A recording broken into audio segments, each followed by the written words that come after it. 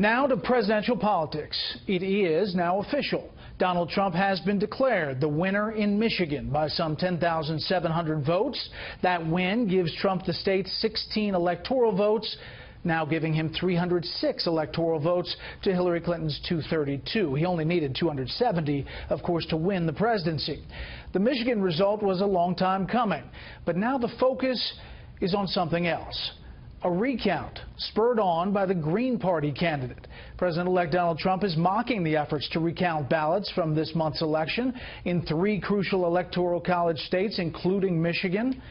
The Clinton campaign has joined the cause, anchored by Green Party presidential candidate Jill Stein, even though no one has produced any indication, let alone proof, of any specific wrongdoing. That drama occurs as speculation mounts on the president-elect's major cabinet picks, expected very soon. We have Fox team coverage tonight. Peter Ducey's at Trump Tower in New York with the comings and goings of job seekers. But we begin with Chief Political Correspondent Carl Cameron and the recount story and where it may be headed. Good evening, Carl. Thanks, Brett. Well, the peaceful transition of power got a bit more complicated today. And yes, there will be at least one recount.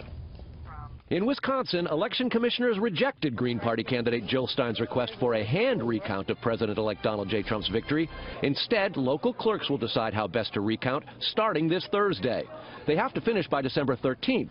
The commission chairman, a Democrat, repeatedly predicted Trump's victory will hold. We're going to look back when this recount is completed and find that the system worked well. Stein missed the deadline for a voter-initiated recount in Pennsylvania last week, an arduous process requiring at least 3 voters in each of Pennsylvania's more than 9,000 voting precincts to download an affidavit from the commission website, fill it out, sign it in the presence of a notary, have it stamped, then delivered to the county clerk's office for certification. In Pennsylvania, it's especially complicated. Today, Stein filed a lawsuit in Pennsylvania seeking a statewide recount despite missing the deadline. Stein has until Wednesday to file for a Michigan recount.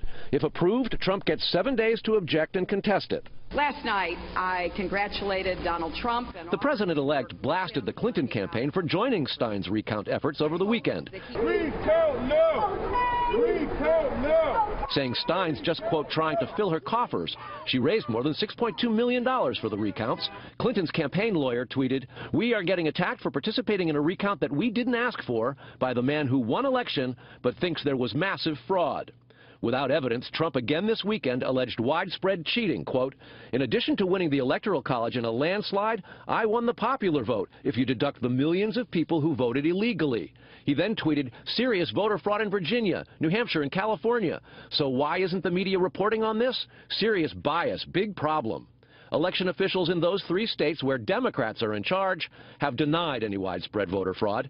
California's top election official issued a statement, quote, "His unsubstantiated allegations of voter fraud in California and elsewhere are absurd. His reckless tweets are inappropriate and unbecoming of a president-elect." But just as Donald Trump redefined what it means to be a presidential candidate, he is now redefining what it means to be a president-elect. And as a practical matter, his tweets on recounts will be soon forgotten, since the odds of anything changing are considered very small on all sides. And, of course, there's Hillary Clinton's concession as well, Brett. A lot in 140 characters. You bet. All right, Carl, thanks.